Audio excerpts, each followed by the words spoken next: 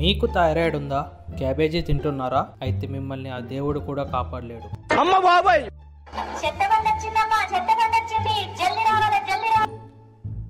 ఆగు. ఎవరది? I'm MB. MB అంటే మిత్ బ్రేకర్.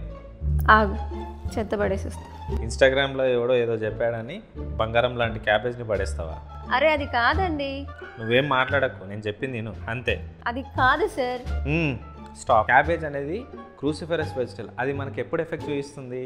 మనము దాన్ని కచ్చిగా తిన్నప్పుడు, అంటే కుక్ చేయకుండా తిన్నప్పుడు. ఎందుకంటే దాంట్లో ఉన్న గాయిట్రిన్స్, అరే విను, సో ఆ గాయిట్రిన్స్లో ఉన్న సల్ఫర్ అనేది థైరాయిడ్ ప్రొడక్షన్ని తక్కువ చేస్తుంది అనమాట.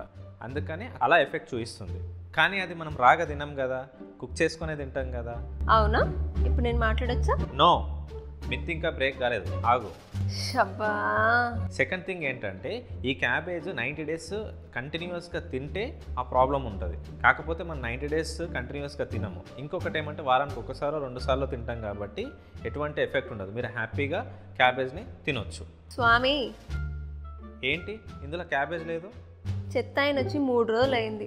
చెత్త వేద్దామంటే మీ మానన మీరు ఏదో ఒకటి వాగుతూనే ఉన్నారు. అంటే క్యాబేజ్ పడేయడానికి వెళ్తున్నాం అనుకుంటున్నా. అసలు నాకు థైరాయిడే లేదు. చెత్త బండడం వల్ల ఎప్పుడు వస్తాడో ఏమో. ఒక పని చేయి, ఈ చెత్త తీసుకొని దీంతో పాటు నువ్వు కూడా మనం అయిపో.